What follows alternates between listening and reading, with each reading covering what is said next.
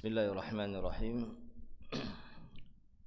Assalamualaikum warahmatullahi wabarakatuh. Alhamdulillah ala fadlihi wa ihsanihi wa syukru lahu ala taufiqihi wa amtinanihi wa asyhadu an la ilaha illallah wahdahu la syarika lah ta'ziman li sya'nihi wa asyhadu anna Muhammadan 'abduhu wa rasuluhu ad-da'i ila ridwanihi sallallahu alaihi wa ala alihi wa ashabihi wa man tabi'ahum bi ihsanin ila yaumiddin wa sallama tasliman katsira. Allahumma anfa'na bima 'allamtana wa 'allimna bima yanfa'una wa zidna ilma. Allahumma inna nas'aluka ilman nafi'a wa rizqan thayyiba wa 'amalan mutaqabbala. Ma'asyiral muslimin wal muslimat rahimani wa rahimakumullah. Alhamdulillah, kita tentunya membuka dengan memuji Allah Subhanahu wa taala atas kesempurnaannya dan memuji Allah Subhanahu wa taala atas kebaikan-kebaikannya. Allah Subhanahu wa taala menjadikan umat Nabi Muhammad sallallahu alaihi wasallam sebagai umat yang marhumah, umat yang dipenuhi dengan rahmat dari Allah Subhanahu wa taala. Maka tentunya kita harus banyak-banyak bersyukur kepada Allah Subhanahu wa taala atas karunia Allah yang begitu banyak, yang begitu besar ya. Allah jadikan umat Nabi Muhammad sallallahu alaihi wasallam sebagai separuh dari penduduk surga. Dan ini adalah keutamaan yang sangat besar yang Allah berikan kepada umat ini. Oleh karena itu kita hendaknya menjadi orang-orang yang senantiasa bersyukur dengan sebenar-benarnya melalui lisan kita, melalui hati kita, dan juga melalui anggota badan kita. Dan pada malam hari ini kita mendapatkan nikmat yang sangat besar. Allah mudahkan kita untuk berkumpul di majelis ilmu. Dan sebelumnya Allah mudahkan kita untuk menjalankan kewajiban yang paling besar dari perintah Allah Subhanahu wa taala setelah bertauhid kepadanya, itu perintah salat 5 waktu. Dan kita sembari menunggu waktu Isya, ya, kita manfaatkan waktu antara maghrib dengan Isya nanti untuk bersama-sama kita belajar, mempelajari agama Allah Subhanahu wa taala. Dan terlebih kita sekarang berada di hari-hari yang paling istimewa ya, dalam hidupnya manusia ya.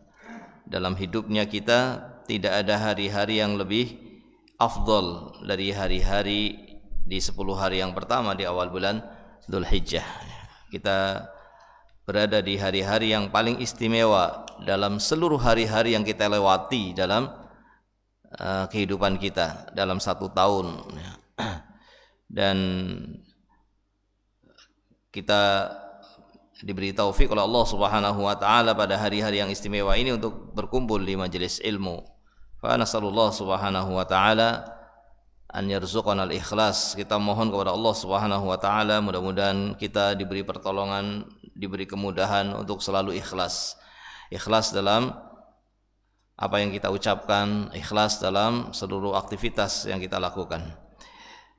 Dan insyaallah kita akan melanjutkan kembali mengambil faedah dari kitab yang dikenal dengan sebutan Masail Al-Jahiliyah, masalah-masalah atau perilaku-perilaku jahiliyah yang ditulis oleh salah seorang ulama yang hidup di abad yang ke-12. Dan kita sampai kepada perilaku yang ketiga atau watak yang ketiga dari watak jahiliyah, yaitu disebutkan di sini inna mukhalafata waliyil amr wa adamal inqiyadi lahu fadilah, bahwasannya menyelisihi penguasa yang sah ya, menyelisihi pemerintah atau penguasa yang sah dan tidak mentaatinya meskipun dalam perkara yang bukan maksiat, juga tidak mentaatinya ini adalah fadilah, ini adalah suatu keutamaan. Jadi dalam kehidupan jahiliyah menyelisihi penguasa itu adalah suatu keutamaan. Ini mereka tidak memandang pentingnya adanya penguasa, dan mereka tidak mau tunduk kepada penguasa, dan menganggap kalau mentaati penguasa dianggapnya itu kehinaan. Dan sebaliknya, menyelisihi penguasa itulah keberanian, itulah keutamaan. Sehingga mereka tidak bersatu di atas penguasa, tidak bersatu di atas penguasa. Mengapa mereka tidak mau tunduk kepada penguasa?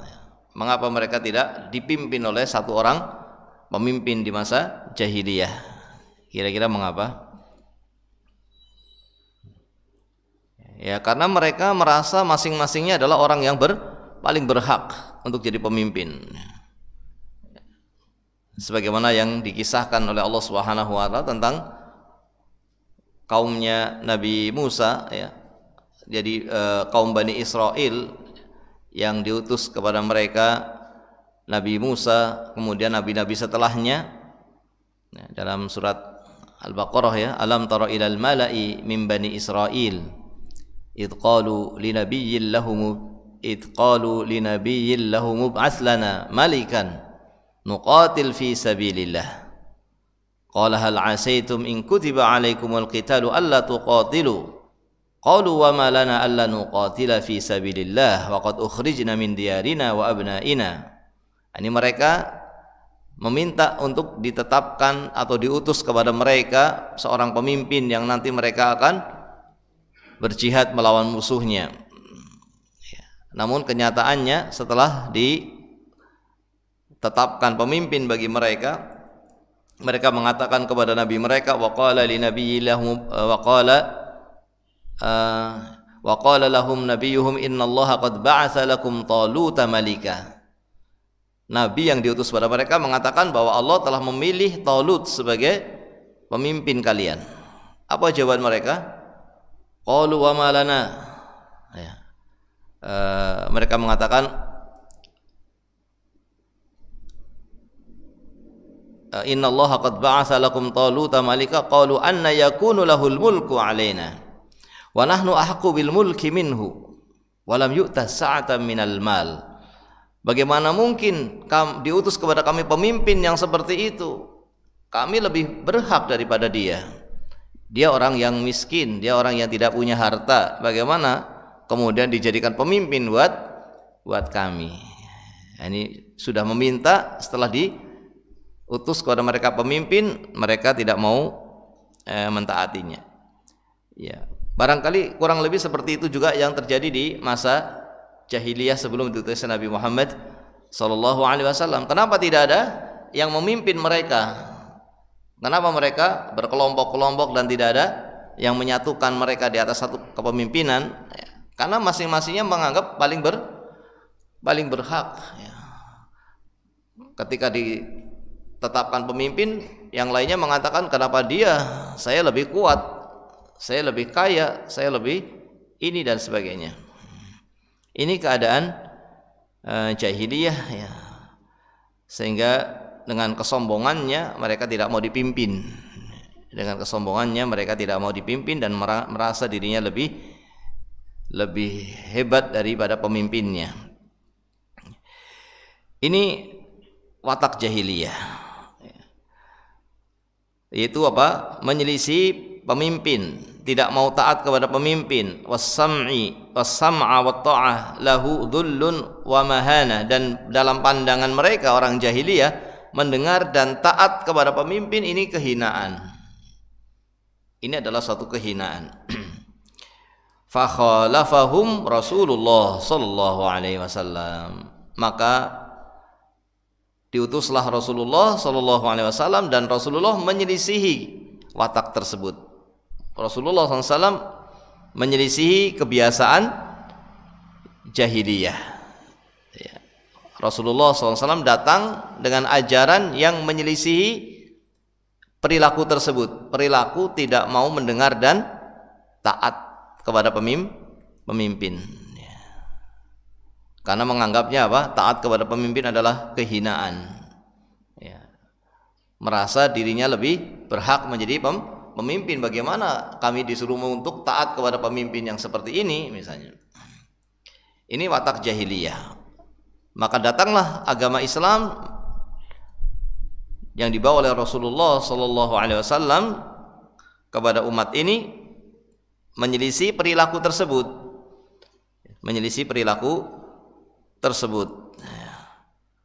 Wa amara bis sam'i wat ta'ah lahum, dan memerintahkan kepada umatnya, Nabi Muhammad SAW memerintahkan kepada umatnya untuk mendengar dan taat kepada penguasa, wan nasihah, dan juga untuk menegakkan nasihat. Nasihat itu berkeinginan baik. Kalau nasihat dalam bahasa Indonesia itu dengan lesan, tapi kalau nasihat dalam syariat kita bukan. Ketika dikatakan ad-dinun nasihah, agama itu adalah nasihat, itu bukan berarti agama itu adalah nasihat yang harus disampaikan dengan lesan, bukan. Tapi itu salah satu maknanya. Menasehati dengan lesan salah satu maknanya. Tetapi nasihat itu adalah mengajak kepada kebaikan, berkeinginan baik, menginginkan kebaikan. Itu nasihat. Makanya para ulama dikatakan orang-orang yang nasih. Orang-orang yang nasih karena mereka menegakkan nasihat, yaitu para ulama adalah orang-orang yang sangat berkeinginan baik kepada umatnya.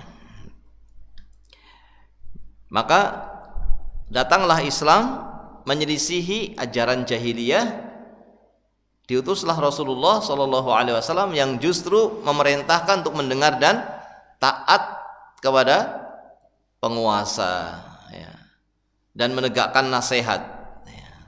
Wa ghalladha fi dzalika wa abda wa aada, dan bahkan sangat menekankan, ini diwajibkan sampai pada tingkatan wajib. Taat kepada penguasa ini wajib, dan Nabi mengulang-ulang kewajiban ini. Di antara ayat yang turun kepada umat ini, kepada Nabi Muhammad SAW, adalah firman Allah Subhanahu wa taala yang sudah dihafal oleh jamaah semuanya. Yaitu firman Allah Subhanahu wa taala, ya ayyuhalladzina amanu atiiullaha wa atiiur rasul wa ulil amri minkum. Wahai orang-orang yang beriman, atiiullah, taatilah Allah, wa atiiu ar-rasul, dan taatilah Rasul. Kemudian setelahnya wa ulil amri, ada ati'unya apa tidak? Tidak ada ati'unya, tapi maktuf dengan sebelumnya, tapi tidak disebut ati'u karena memang ketaatan kepada pemerintah, ketaatan kepada penguasa tidak mutlak sebagaimana ketaatan kepada Allah dan Rasulnya. Ketaatan kepada Allah dan Rasulnya ketaatan yang mutlak, ketaatan yang mutlak, yang tidak pakai tidak pakai ditimbang-timbang. Tetapi ketaatan kepada penguasa ini ketaatan yang diikat dalam hal selama tidak bermaksiat. Selama tidak bermaksiat kepada Allah dan Rasulnya wajib taat. Sebagaimana disebutkan dalam hadis yang diriwayatkan oleh Imam Ahmad, disahihkan oleh Syekh Nasruddin Al-Albani, Nabi bersabda, la ta'ata li makhluqin fi ma'siyatil khaliq. Tidak ada ketaatan kepada makhluk siapapun dia, termasuk penguasa. Tidak ada ketaatan kepada makhluk, termasuk penguasa, orang tua, istri pada suami. Tidak ada ketaatan dalam apa? Fi ma'siyatil khaliq, ketika bermaksiat kepada Allah Subhanahu wa ta'ala. Sehingga ketaatan kepada penguasa ini adalah sesuatu yang wajib, tetapi dengan batasan tidak bermaksiat kepada Allah Subhanahu wa ta'ala. Jika memerintahkan untuk bermaksiat, maka tidak boleh ditaati. Tidak boleh ditaati. Tetapi dalam hal maksiat tadi, dalam hal maksiat itu saja. Tidak ditaatinya itu dalam perkara yang khusus yang berkaitan dengan maksiat itu, tapi perkara-perkara yang lainnya tetap berlaku ketaatan kepada penguasa. Kenapa? Agama Islam datang dengan mewajibkan taat kepada penguasa dalam perkara yang ma'ruf, dalam perkara tidak bermaksiat kepada Allah. Kenapa kira-kira? Kira-kira kenapa? Ya karena kemaslahatan itu dengan mentaati penguasa. Kemaslahatan itu pertama adanya penguasa, itu satu kemaslahatan. Bagaimana hidup tanpa ada penguasa? Hidup tanpa ada pemimpin yang mengatur. Yang terjadi tentunya adalah kekacauan sebagaimana di masa jahiliyah, saling mendolimi, yang kuat mendolimi yang lemah, saling menyakiti, saling berperang dan seterusnya. Tidak ada ketentraman, tidak ada keamanan. Maka harus ada penguasa, dan penguasa ini tidak akan berfungsi ketika tidak ditaati. Adanya penguasa kalau tidak ditaati, ya maka maslahatnya juga tidak akan datang. Kemaslahatan tidak akan datang ketika ada penguasa tapi tidak ditaati. Ya akan terjadi kekacauan juga, pertumpahan darah, pembunuhan dan sebagainya akan menjadi hal yang terjadi dan tidak bisa diatasi. Keributan akan terjadi dan tidak ada yang bisa mengatasinya. Nah, tidak ada yang akan bisa menghalangi orang yang berbuat zalim kepada siapapun yang ingin dizalimi. Tidak ada yang bisa menghalangi. Dan seterusnya. Tidak ada aturan dalam kehidupan bermasyarakat. Ya kurang lebih seperti kehidupan binatang barangkali. Nah, siapa yang mau menerkam, dia mau menerkam. Siapa yang mau diterkam. Ketika tidak ada pemimpin, maka kehidupannya mungkin seperti binatang-binatang di hutan.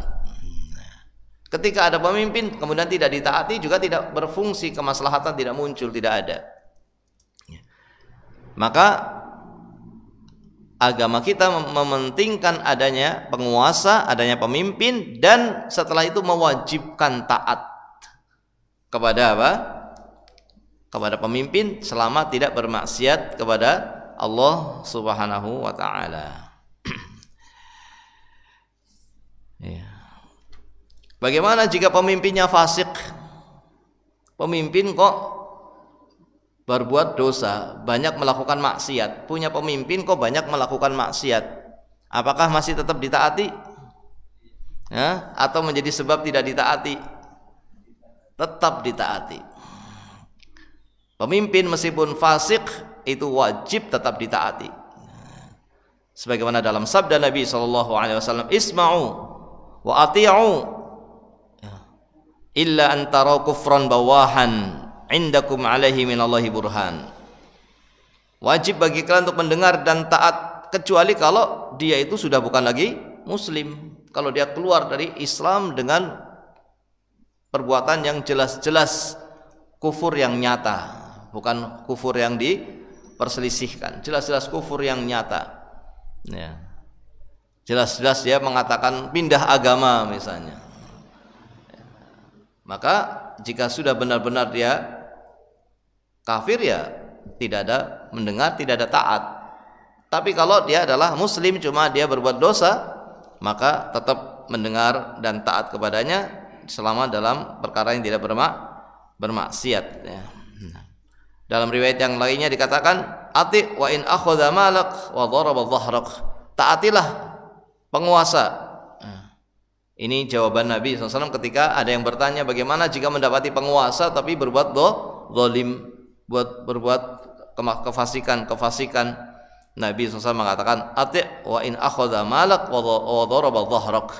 Taatilah penguasa meskipun dia orang yang berbuat kemaksiatan, mengambil hartamu, memukul punggungmu. Kenapa? Ya, karena ketaatan kepada penguasa itu kemaslahatannya tetap lebih besar.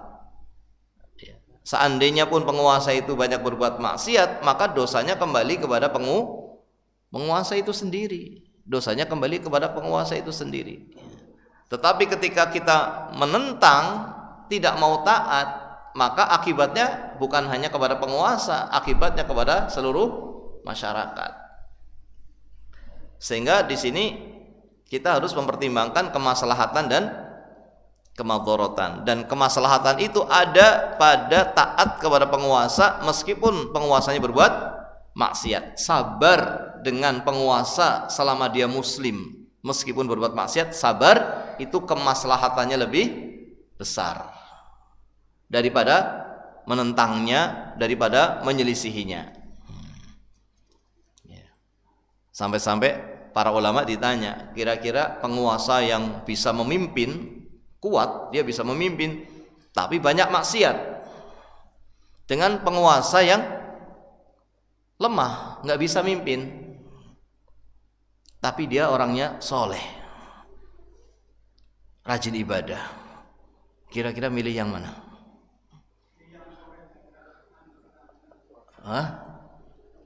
Soleh yang lemah, yang rajin ibadah tapi lemah, atau kuat bisa memimpin ya tapi dia banyak maksiat? Pilihannya cuma dua ini. Kira-kira jawab yang mana? Iya. itu nggak ada yang di sini. Ini saya hanya menyampaikan jawaban para ulama. Ketika ada pilihan seperti ini, kuat, banyak maksiat, lemah, rajin ibadah, para ulama mengatakan pilih yang pertama meskipun banyak maksiatnya. Kenapa? Karena pemimpin yang kuat ini akan membuat tenang. Pemimpin yang kuat ini bisa menghilangkan apa? Mengatur keadaan, bisa membuat tenang, tentram. Kalau dia pemimpin yang kuat, meskipun dia banyak maksiat karena kekurangannya, tapi kekurangan itu kembalinya kepada dia sendiri dan kemaslahatan masyarakat terjaga. Tapi kalau pemimpin yang lemah ya, maka dia akan membuat keadaan tidak bisa tenang. Dia diremehkan, dia tidak ditaati dan sebagainya. Ya, maka ala kulli hal, maksudnya di sini hendaknya seorang itu melihat maslahat dan madharat. Ketika ada kemaslahatan yang sifatnya umum, didahulukan daripada daripada madharat yang mengenai diri atau mengenai beberapa orang. Bagaimanapun juga kemaslahatan didahulukan. Dan ini yang terjadi pada sejarah ya, kehidupan beberapa negara ketika terjadi sikap menentang pemerintah, menggulingkan pemerintah karena dianggap banyak maksiat, karena dianggap tidak adil dan sebagainya ya, karena kebijakannya tidak baik ya, kemudian digulingkan. Yang terjadi adalah semakin tidak baik keadaannya semakin tidak baik, terjadi pertempuran, peperangan ya, ekonomi tidak baik ya, sebagaimana yang terjadi pada beberapa negara di luar sana ya. Dan ini diceritakan di sebuah negara ketika dipimpin oleh si A, dia memang orang yang banyak maksiat, bahkan banyak berbuat zalim. Setiap hari mungkin ada yang dizalimi, ada yang mati, mungkin ada 10 orang setiap hari. Tapi setelah digulingkan, yang terjadi adalah pertempuran, peperangan, dan mati dari masyarakat setiap hari lebih dari ratusan orang. Berarti madharatnya besar mana ini? Ya. Enggak. Iya. Iya.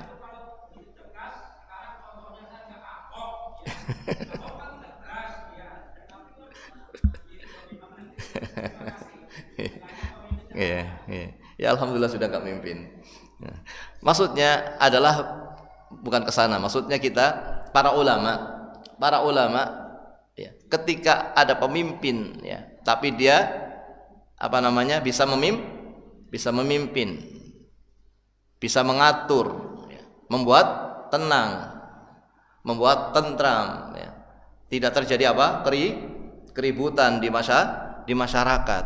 Meskipun dia itu banyak maksiatnya, itu harus disabari, karena dosanya itu akan kembali kepada dia sendiri. Dosanya akan kembali kepada dia sendiri. Sementara masyarakat hidup dalam keadaan tidak terjadi pertumpahan darah, hidup dalam keadaan tidak yang dolim juga bisa dicegah kedolimannya, ya. Yang salah bisa dihukum dan sebagainya. Meskipun dia sendiri banyak berbuat kecurangan untuk kepentingan dirinya, tetapi itu kembalinya hanya kepada dia, sementara kemaslahatan dirasakan oleh banyak orang. Nah, ala kulli hal, ini perbedaan antara ahlul jahiliyah dengan ahlul Islam. Perbedaan antara ahlul jahiliyah dengan ahlul Islam. Bisa membedakan dalam masalah penguasa. Apa perbedaannya? Ahlul jahiliyah yang pertama apa? Tidak menganggap pentingnya penguasa. Kemudian apa? Ahlul jahiliyah menganggap mentaati penguasa kehinaan.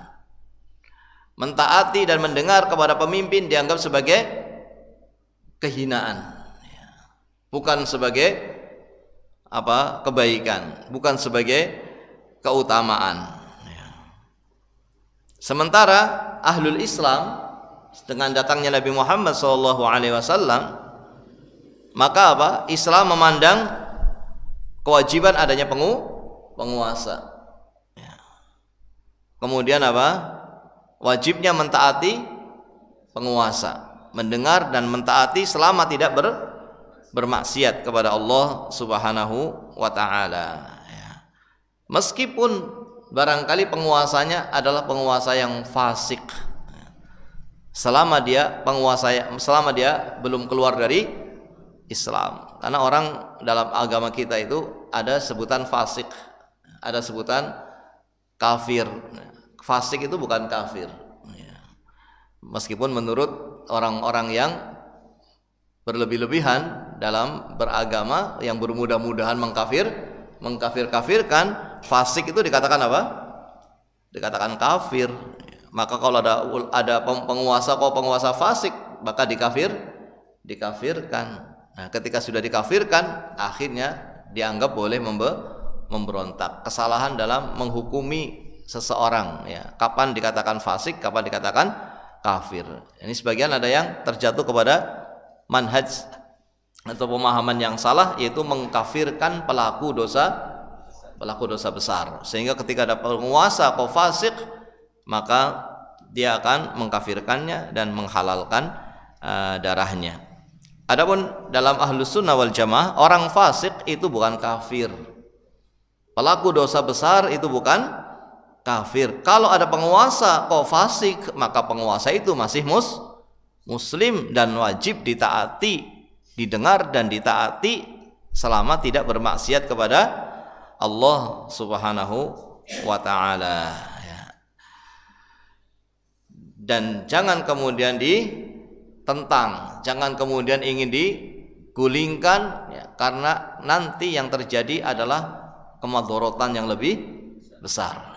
Meskipun sekarang ada madorotnya, tetapi ketika ditumbangkan, digulingkan, maka yang terjadi adalah ketidaktenangan dalam negara, ketidaktentraman dalam negara. Maka kewajibannya adalah sabar dengan penguasa yang seperti itu, dan itu yang akan menjadi sebab kemaslahatan untuk kemaslahatan yang lebih besar. Kemudian wa hadhil masailu tsalasu hiya allati jama'a bainaha fi ma sahha anhu fi sahih annahu qala innallaha yardha lakum thalatha an ta'buduhu wa la tusyriku bihi syai'a wa an ta'tasimu bihablillahi jami'a wa la tafarraqu wa an tunasihu man wallahu Allahu amrakum. Akhrajahu Muslim. Hadis ini dikeluarkan oleh Imam Muslim. Jadi 3 perkara yang disebutkan oleh penulis kitab ini, 3 perkara itu sudah kita lewati sampai sekarang ini kita lewati dengan ditambah pembahasan sekarang ini 3 perkara. Karena kita sudah membahas 3 masalah. Yang pertama perilaku jahiliyah yang pertama, kemudian perilaku jahiliyah yang kedua, dan ini yang ketiga. Ini dikumpulkan dalam satu hadis.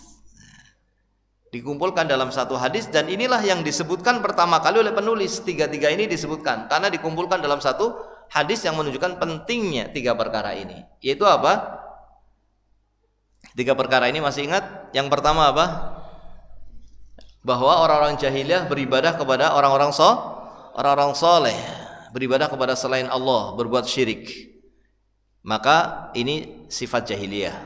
Yang kedua, bahwa orang-orang jahiliyah itu mereka bercerai-berai dalam beragama. Agama mereka agama yang bermacam-macam. Berbeda dengan ajaran Nabi Muhammad SAW adalah ajaran yang satu. Dan dengan ajaran yang satu inilah kemudian manusia kemudian menjadi bersatu, ya. Menjadi bersatu dengan sebab datangnya Islam. Kita tahu bagaimana Aus dan Khazraj, ya, itu berperang ratusan tahun, ganti orang tua generasi demi generasi terus tidak pernah berhenti berperang sampai diutusnya Nabi Muhammad SAW, dan kemudian mereka mendapatkan hidayah, dan setelah itu hilanglah perang di antara mereka. Jadi Islam itu datang untuk menyatukan manusia di atas agama yang satu. Dengan agama yang satu ini terjadilah persatuan. Terjadilah persatuan. Ya. Kenapa kok bisa menyatukan? Ya, karena Islam membawa kebenaran. Yang bisa menyatukan itu adalah kebenaran. Adapun sesuatu yang batil, ya, syirik, kemudian apalagi bid'ah, ini tidak akan menyatukan. Tidak akan menyatukan. Syirik dan bid'ah tidak mungkin akan menyatukan. Yang menyatukan adalah tauhid dan sunnah. Maka dikatakan ahlus sunnah wal jamaah. Ahlus sunnah itulah yang akan bersatu. Karena yang bisa bersatu adalah, yang bisa menyatukan adalah sunnah. Berbeda dengan ahlul bid'ah, tambahannya wal furqah. Ahlul bid'ah dan firaq, kelompok-kelompok yang berpecah belah. Karena bid'ah ini akan memecah belah. Yang ketiga adalah taat kepada penguasa. 3 hal ini, jadi 3 perilaku jahiliyah tadi dihilangkan dengan datangnya Islam, dan ini disebutkan dalam satu hadis. Hadis yang diriwayatkan oleh Imam Muslim, di mana Nabi SAW bersabda, "Innallaha yardha lakum thalatha." Sesungguhnya Allah meridhoi kalian dalam 3 hal. Allah meridhoi kalian dalam 3 hal. Jika 3 hal ini tidak ada, atau salah satunya tidak ada, maka Allah tidak meridhoi. Apa yang Allah ridhoi dari 3 hal ini? Yang pertama, anta'buduhu wa la tusyriku bihi syai'a. Allah ridho kalian untuk beribadah kepada Allah saja dan tidak menyekutukan Allah dengan apapun. Ini yang pertama. Apa yang pertama? Allah ridho agar kalian beribadah hanya kepada Allah dan tidak menyekutukan Allah dengan apapun, dengan siapapun. Yang pertama. Yang kedua, Allah ridho wa an ta'tasimu bihablillahi jami'a wa la tafarraqu, agar kalian berpegang kuat dengan agama Allah dan jangan menyelisihi agama Allah, jangan berpecah belah dengan menyelisihi agama Allah. Apa yang kedua? Allah ridho, ini harus diulang-ulang nih. Yang kedua apa? Allah ridho agar kalian berpegang kuat, berpegang teguh dengan agama Allah dan jangan berpecah belah dengan menyelisihi agama Allah.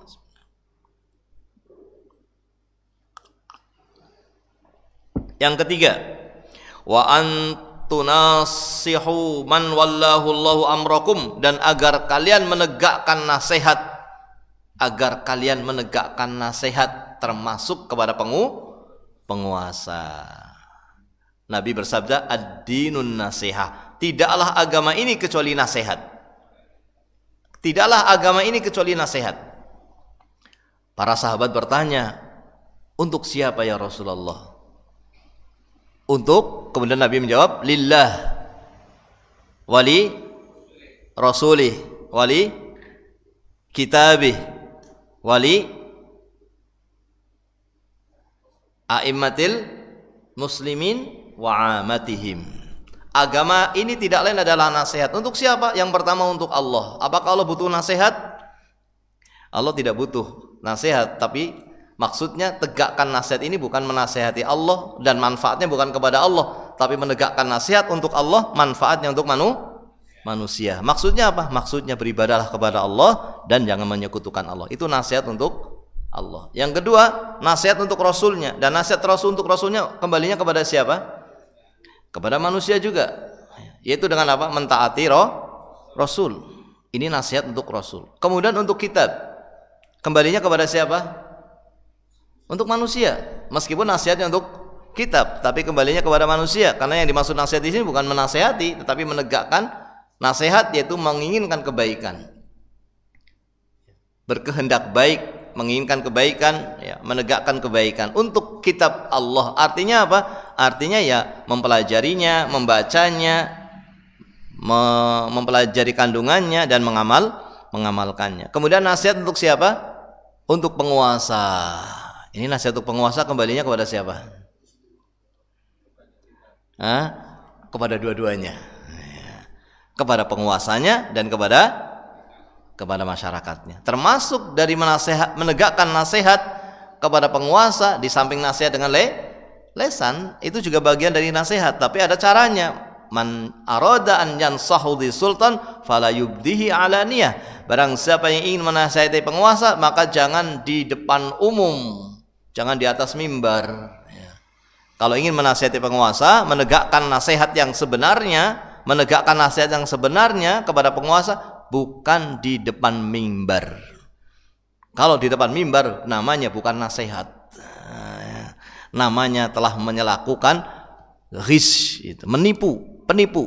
Ya, seakan-akan orang yang berbuat nasihat, tapi sebetulnya sedang menghancurkan masyarakat dan menghancurkan penguasa. Karena akibat dari menyebutkan kesalahan penguasa di depan umum, ini akan menjatuhkan wibawa penguasa dan mendorong masyarakat untuk berbuat anarkis, ya, kepada penguasa dan kepada wilayahnya. Ya. Jadi kalau menasihati bagaimana? Nasihati secara sendirian. Kalau bisa telepon. Kalau tidak bisa pesan sama orang. Kalau bisa nyurati, surati. Kalau tidak bisa semuanya, datangi nggak bisa, nyurati nggak bisa, nelpon nggak bisa semuanya, ya sudah, nggak usah melakukan apa-apa. Jangan kemudian melakukan perbuatan-perbuatan yang dianggapnya nasihat, padahal itu bukan nasihat. Kenapa? Karena kalau nasihat itu menginginkan kebaikan. Menginginkan kebaikan ini harus melihat maslahat dan madharat. Jangan sampai menginginkan kebaikan tapi ternyata yang datang adalah kejelekan, yang datang adalah keributan, yang datang adalah terbunuhnya nyawa, hilangnya nyawa. Ya. Dan termasuk dari menegakkan nasihat kepada penguasa adalah mendoakannya. Ya, mendoakan itu tidak harus mengatakan jazakallah khair, semoga Allah membalas kebaikan, padahal yang dilakukan adalah kejelekan. Ada penguasa berbuat jelek, kemudian kita katakan jazakallah khair, benar apa tidak? Ada penguasa berbuat jelek, kemudian kita katakan jazakallah khair. Ini doa bukan? Ini bukan doa yang dimaksud. Ya, kita katakan semoga Allah memberikan hidayah kepadanya, semoga Allah memperbaiki keadaannya, tapi mendoakan kebaikan untuk penguasa agar mendapatkan hidayah, agar menjadi penguasa yang menegakkan keadilan, agar menjadi penguasa yang bisa menjalankan agama Allah Subhanahu wa taala.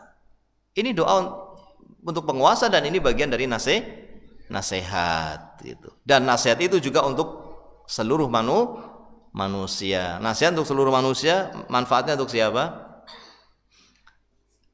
Ya, untuk yang menasihati dan yang yang dinasehati gitu. Jadi kalimat nasihat di sini sifatnya lebih luas daripada nasihat dengan lesan.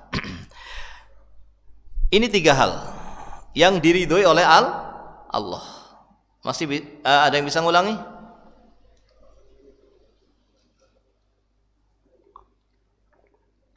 Tiga hal yang diridhoi oleh Allah dan 3 hal ini menyelisihi watak jahiliyah. Apa saja, Mas? Pertama, beribadahnya kepada Allah dan tidak berbuat syirik. Yang kedua, Ya. berpegang teguh dengan agama Allah dan jangan berpecah belah atau menyelisih agama Allah. Dan yang terakhir, agar kalian menegakkan nasihat termasuk ke penguasa. Menegakkan nasihat pada penguasa ini adalah watak jahiliyah, dan termasuk menegakkan nasihat adalah mentaati dalam perkara yang tidak maksiat. Itu nasihat. Menegakkan nasihat, mentaati dalam perkara yang tidak bermaksiat. Makanya dengan 3 hal ini kemudian akan datanglah keridhaan Allah Subhanahu wa ta'ala, akan turun keridhaan Allah Subhanahu wa ta'ala. Ya. Walam yaqa khalalun fi dinin nas, dan tidaklah terjadi khalal. Khalal itu apa? Cacat, ya. Tidak sempurna, ini khalal. Tidaklah terjadi khalal dalam agama manusia, dalam dunianya mereka, dalam agama dan dunia. Jadi urusan manusia, masyarakat, baik agama ataupun dunianya, itu tidak akan sempurna kecuali jika terwujud 3 hal ini. Tidaklah kekacauan dalam beragama, kekurangan dalam beragama yang ada di masyarakat tidak bisa mewujudkan ibadah tidak bisa mewujudkan ibadah yang Allah perintahkan dengan baik, dan juga tidaklah terjadi kekacauan dalam urusan dunia kecuali sebab menyelisih salah satu dari 3 ini. Dengan menyelisih salah satu dari 3 ini, maka terjadilah kekurangan, terjadilah kekacauan, terjadilah ketidaksempurnaan baik dalam pelaksanaan agama maupun dalam kehidupan dunia. Ya. Bisa difahami apa tidak ini? Bagaimana mungkin kok bisa terjadi seperti itu? Kenapa? Apa hubungannya masyarakat dengan tauhid? Kalau tidak bertauhid maka agamanya tidak sempurna. Kalau tidak tauhid maka ibadahnya tidak sempurna. Kalau tidak tauhid maka kehidupan dunia masyarakat itu pun akan kacau. Kenapa? Apa ada hubungannya apa tidak kekacauan dengan tauhid? Ketidaktentraman masyarakat dengan tauhid ada hubungannya? Ada. Ya, ketika masyarakat tidak bertauhid kepada Allah, melakukan kesyirikan, maka akan mendatangkan ketidaktentraman. Misalnya ada masyarakat yang suka melakukan sihir. Itu masyarakat bertauhid apa tidak? Satu desa itu desanya para dukun dan tukang sihir. Yang satu lagi desanya orang-orang bertauhid. Kira-kira yang tenang yang mana? Yang bertauhid. Tauhid akan ada kaitannya dengan ketenangan. Tauhid ada kaitannya dengan ketentraman. Kemudian yang kedua, menegakkan agama Allah, menjalankan agama Allah. Ya. Tidak menyelisihi agama Allah, itu juga akan mendatangkan kemudahan dalam beribadah dan ketentraman dalam kehidupan. Kemudian mentaati penguasa dalam perkara yang tidak bermaksiat kepada Allah, ini juga yang akan mendatangkan kebaikan dalam ibadah. Karena kalau tidak taat, kalau menentang, kalau memberontak, maka yang terjadi adalah ketidaktenangan, ketidaktentraman. Maka bisa beribadah apa tidak? Tidak bisa beribadah. Kita alhamdulillah bisa beribadah dengan tenang, bisa ke masjid dengan tenang. Di tempat-tempat yang di sana terjadi pemberontakan kepada penguasa, ingin menggulingkan penguasa dan sebagainya, maka yang terjadi adalah apa? Ketidaktentraman. Berpengaruh dengan ibadah yang dilakukan oleh masyarakat dan berpengaruh juga dalam kehidupan kehidupan masyarakat. Ya, maka ini ajaran Islam. Apakah kemudian setelah kita tahu bahwa harus ada penguasa dan harus ditaati, apakah penguasanya seluruh dunia harus satu dengan khalifah yang satu? Tidak harus seperti itu. Telah terjadi di masa-masa dahulu para ulama, ketika itu hidup para ulama dan mereka hidup dengan penguasa yang berbeda, berbeda-beda, dan kewajiban mentaati penguasa dalam keadaan berbeda-beda negerinya dengan penguasa masing-masing dilakukan oleh para ulama. Jadi tidak ada kewajiban untuk dijadikan satu dengan khalifah yang satu seperti di zaman Nabi Muhammad sallallahu alaihi wasallam, seperti di zaman Abu Bakar, di zaman Umar, Utsman, Ali. Tidak bisa. Tidak harus seperti itu. Yang penting di mana ada suatu negara dan di situ ada penguasa yang sah, maka masyarakatnya harus mentaati selama penguasanya muslim. Tidak harus menjadi satu kaum muslimin dipimpin oleh satu khalifah. Keyakinan ini justru keyakinan yang berbahaya. Karena apa? Berarti tidak perlu mentaati penguasa yang ada. Karena yang ditaati penguasa yang sah, yang satu. Penguasa yang ada tidak boleh ditaati. Berarti menyelisihi ajaran Islam. Keyakinan harus ada khalifah yang satu untuk seluruh kaum muslimin di dunia ini, harus diadakan satu. Ini justru adalah keyakinan yang akan membuat pelanggaran terhadap perintah mendengar dan taat. Akhirnya penguasa-penguasa yang ada di negeri-negeri kaum muslimin tidak lagi ditaati oleh orang-orang yang memiliki keyakinan ini. Karena dianggapnya yang ditaati siapa? Khalifahnya. Sedangkan penguasa sah di negerinya tidak perlu ditaati, tidak wajib ditaati. Maka ini bukan yang kita maksud juga. Yang kita maksud adalah di mana ada negeri dan di situ ada penguasa dan dia muslim, maka warga atau penduduk negeri itu harus mendengar dan taat kepada penguasa. Dan ini yang disebut dengan baiat kepada penguasa. Dan barang siapa yang mati tidak memiliki keyakinan ini, mata mitatan jahiliyah, matinya mati jahiliyah. Yang tidak mau mendengar dan taat kepada penguasa, matinya mati jahiliyah. Kenapa? Karena yang tidak mau taat kepada penguasa itu orang jahiliyah. Yang tidak mau taat kepada penguasa itu orang jahiliyah. Adapun setelah datangnya Nabi Muhammad SAW, Nabi Muhammad SAW membawa ajaran menyelisihi jahiliyah. Wajib ada penguasa dan wajib untuk ditaati, didengar, ditaati, dihormati, didoakan, wajib menegakkan nasihat, berkeinginan baik kepada penguasa dan sabar dengan kekurangan mereka. Selama muslim maka wajib didengar dan wajib ditaati gitu. Nah, dan inilah yang sebenarnya yang datang dari Islam. Dan tidak sebaliknya. Ada juga keyakinan yang ada penguasa tapi boleh dikritik, ada penguasa tapi boleh dijelek-jelekan, dan itu adalah anggapan dari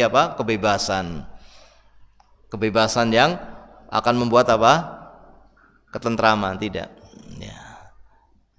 Ada sistem demokrasi misalnya yang mengkritik pemerintah itu boleh, menjatuhkan pemerintah itu juga boleh, menjelek-jelekan itu boleh, dengan anggapan adalah sebagai sebagai penyeimbang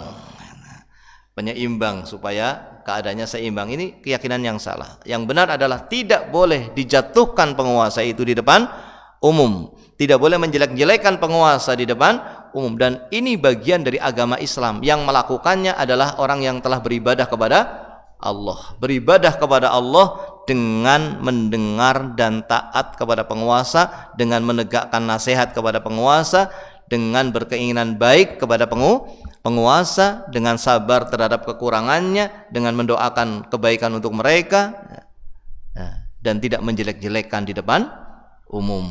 Tidak menjelek-jelekan di depan umum dengan alasan ingin menegakkan kebaikan. Ini bukan kebaikan yang akan terjadi, tapi adalah kejelekan, dan ini bukan dari ajaran Islam. Barangkali ini telah masuk waktu Isya, ya, mudah-mudahan bisa difahami, dimengerti, agar kita tidak terkena watak jahiliyah. Agar kita tidak terkena watak jahiliyah, kita mengikuti ajaran yang datang dari Allah, yang diturunkan oleh Allah melalui Nabi kita Muhammad sallallahu alaihi wasallam. Ini yang bisa kita sampaikan. Subhanakallahumma wa bihamdika asyhadu an la ilaha illa anta astaghfiruka wa atubu ilaik.